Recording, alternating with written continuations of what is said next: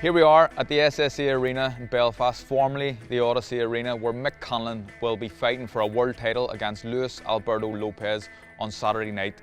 As you can see around us, they're just setting up and it's pretty quiet in here, but this place is going to be bouncing and rocking and noisy on Saturday night. I know all about the noise that can be produced in this place, and it's like a cauldron on a good fight night. Another man that knows all about it is Jamie Conlan, Mick's brother and manager. All right, son. What's happening, Carlos? How are you? All good. Long time no see. Yeah, okay, still haven't grown. We've had a few good nights in here. You made your debut here. Yeah. And you also had your final fight here. Yeah. There must be some sort of mixed emotions, really, this place. I think I've come over them demons, I've got over them. But yes, it's a special place. I think we're lucky in this small city to have something like this to set the bar, the standard of World Championship boxing and elite level boxing, the pinnacle of where you want to be here in an indoor arena as the SSE. And is this the fight, do you think, that brings big time boxing back to Belfast? Because it's been away for a few years, but it's a city that misses it and it needs it as well. Craves it, man. Yeah. Craves it. It deserves it. We have the quality here, we have the quantity here. For a while, you were kind of carrying the flag relentlessly to make it a big city. I think now we have the right fighter, the right time, the right division, with the right competitors as well, in terms of the other featherweights around Britain, to really make this a continuous base of a fight city. We're not thinking at all about Mick losing this fight. We all want him to win. There's got to be a lot of pressure on him, because at this stage of his career, he kind of has to win, doesn't he? Yeah, no doubt about it. This is everything. This is all or nothing, I believe. He's the one that everyone's fate is riding on here, on the undercard in the city. Who's not on the card, he's the one that carried a flag for Belfast boxing. Yeah. When I fought in Belfast, people expected you to win, and they don't even think about the opponent, but he's up against a very good fighter here. This is a genuine 50-50 fight. This guy is relentless in his approach. He's unpredictable. He can punch with either hand. He's unnerved by coming into the lion's den, the opponent's backyard. He's done it at various different times. This is a really tough ask. I think it probably is the hardest ask in the featherweight division to beat this champion. If you could go back and someone granted you a wish that you could win a world title, would you take that over Mick winning a world title? No, Mick will win the world title. Really? Oh, every day of the week. Good. That's a good big brother. Yeah, no, listen, I don't even class myself as the boxer when people stop me. I say Mick is the boxer, not me, mate. Any day of the week. Fighter? I was the fighter. I was the ugly one, man. Thanks for taking the time, Jimmy, to talk to us. Now we're going to head down to the Titanic Distillery to speak to your brother, Mick. Mick, thanks for joining us here at the Titanic Distillery, only a few hundred yards away from where you'll be fighting on Saturday night. How do you see this fight going out? It's not going to be an easy fight, Mick. No. You know what I mean? No, it's not an easy fight, and I'm in there with a great champion, a road warrior who has went and done it the hard way on the road for most of his fights, and he's coming to defend his belt in Belfast, full of confidence after beating Josh Warrington in a very hostile environment in Leeds. It's up to me to, fight my fight and do it the right way and win comfortably. We know what the atmosphere is like in the SSE. What's your ring walk going to be like, Mick? It's always like they're good ring walks. They're noisy. People get behind you. They're very atmospheric. Can we expect something similar on Saturday night? Yeah, I think the ring walk on Saturday night will be fantastic. It's good. Obviously, I come out to Grace, saw a time, and then we'll have another like a dancey type tune this time, and I think the crowd will go absolutely mental for it. And you know what it's like when you walk out there and that crowd just lifts you. When I do pack it in, it'll probably be the only thing I really miss is the walkouts and the ring walks, because the atmosphere and that experience of doing that is special. So to do it here in Belfast, world title fight, I think it will be a little bit special. But one thing I learned from the Lee Wu fight was I got too emotionally charged in the ring walk. This time I just got to be, like as you have said many times, the cool head in the hot kitchen. That's the plan, to be the cool head in the hot kitchen. So, yeah, I'll be good. A couple of fights ago, you were very close to being a world champion, and it all ended pretty dramatically and badly for you in the last round. How did you feel after that? I imagine you were pretty gutted and devastated. Yeah, it was a tough one to swallow. I'd booked a holiday for 4 weeks before it and stuff, and I remember we went to Portugal, and for the first 2 weeks I just stayed in the room. I didn't move. Playing the fight over in my head over and over. Why did I do this? What mistakes did I make? So it was tough to take, but then when I watched it, then we sat down and we spoke about things with the coach, and you know, got to the bottom of the points of, like, you know, I just made some silly mistakes, and that's what cost me, you know, what it was. And yeah, it was tough. It took me a bit of time to get out, but I got out of it. So I don't know if the confidence may never have went, but you firmly got the confidence now to go and win this fight on Saturday night. 100%. I'm very, very confident. I know what it takes. I know what I have to do, and I'll not leave anything to chance. And I'll be doing everything I can to win. And you know, I believe I'm good enough, and I know I'm good enough, and I know I'll be world champion come Saturday night. All the best, mate. Good luck, mate. Good luck. So here we are at the Holy Trinity Gym, Turf Lodge in West Belfast, a gym that has produced so many champions, world champions as professionals. I actually used to train here on a Sunday with Ulster and Ulster squad training, alongside Anto Cacace, the man we're just about to see.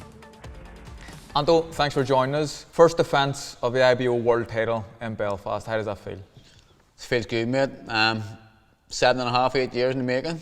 I haven't fought here since your last show.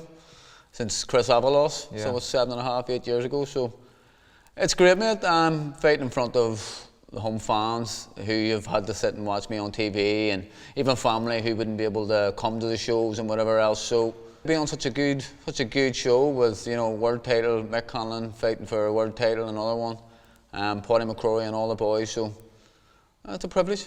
The main event, Michael Conlan against Lopez. It's a good fight, but it's a hard fight for both guys. How do you see that going? I genuinely don't know much about Lopez, but I genuinely think Mick will handle him and handle him whatever way he kind of wants to handle him. I expect Mick to become world champion. It's actually important as well for Mick that Mick wins this fight, just for you guys on the undercard coming through, and obviously you have your own dreams and aspirations of topping bills as a world champion yourself one day, but it kind of, there's pressure on him as well to perform here, not only for himself but for everyone else. Oh, there's massive pressure. It's like yourself, mate. Whenever you were back in the day, whenever you won all them titles, mate, you brought this all to us, and this is all came from your success. So it's one of them things. Success breeds success, and it brings TV and it brings everything else. So all it's going to do is be brilliant for all the local fighters. Thanks for joining us, Anto. You're looking good, you're sounding confident as well. And do you know what? It's actually great to come back the Holy Trinity. I remember us squad training here, Ulster squad training sessions on a Sunday. So I have good memories of this place. No, Holy Trinity, it's probably one of the best, one of the top gyms in Ireland, bringing through these champions. So listen, it's a great spot. You know, all you have to do is look around the place, and it's magic, it's class. Here we are at the last stop of our tour of Belfast. Probably the most famous, well, definitely the most famous club in Belfast, probably the most famous club in Ireland. And we're here to see Jerry Story and Paddy Barnes. The fight this weekend, Paddy. Tough fight, but how do you see it going? It's a very, very tough fight. Obviously, you know, people who say boxing won't really know who this guy is. But, you know, the hardcores will, because he beat Josh Barrington, you know, and to beat Josh Barrington, you need to be really seriously fit and Leeds, seriously fit, seriously confident. Mick Conlan is definitely one of the most skillful players I've ever trained with. I think he can cancel anyone out, so I'm just hoping that he can and will stick his boxing and just get a points victory. We could do a full documentary on the stories that you have, Jerry, and the people that you've met.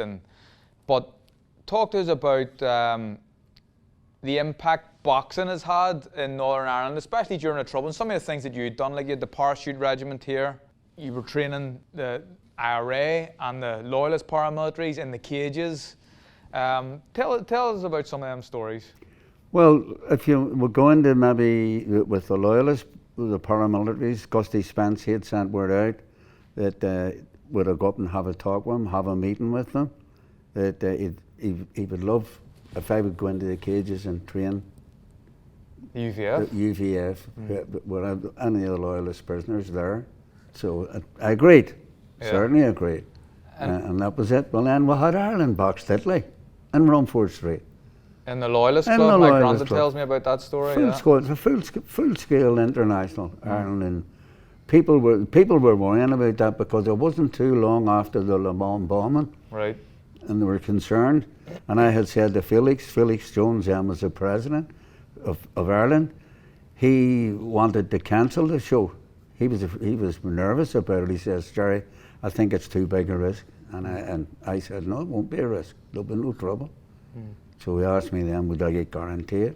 Yeah. And I said, certainly, I'll guarantee there'll be no trouble. I don't think there's anyone else could have done that. They brought an Irish team with green vests, shamrocks Yeah. on their vest, the box in the Loyalist Club in the height of the Troubles, and then to bring the paratroop regiment. Did you fight them here? Put them downstairs. Downstairs here?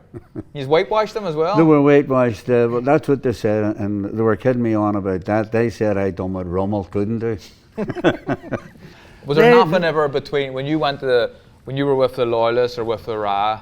With the Ra never saying to you, what are you doing training them, and vice versa? You never got that? Tell you better than that. I had a sling from the dock car, one of the big slings that you had, all the timber lifts and stuff like that, and I used that for them ducking and weaving.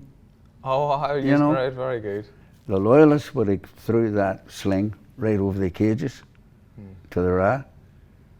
They would have held on to it. Yeah. So when I went in, whenever I was finished with them, they would have threw it back. When there was a search on, they were threw the gear over.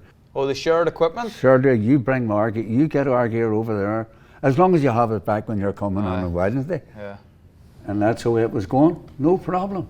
Very good. For me, coming here, once you get into the club, it just felt like any other club. You know, there was no talk of Protestant or Catholic or anything like that. It was just everybody were boxers, and there's not too many places that you could say that about, but I always just felt really comfortable in here. You kind of talk of political stuff and religious stuff. Even football talks were kind of It wasn't banned. allowed. It wasn't allowed in this gym, like definitely. Everything was left outside the door. That was one of the rules. Even swearing was said no, not with the kids. Because you never knew what families were here, not Republican or Loyalists or anything like that. But you didn't want the kids coming out of here, effing and blanking all over the place. Their parents would have been saying, where are you learning that, you know? Jerry, we could talk to you all day. Paddy, not so much. But I've enjoyed the company, boys, and I've enjoyed the chat, and thanks for letting us in the gym.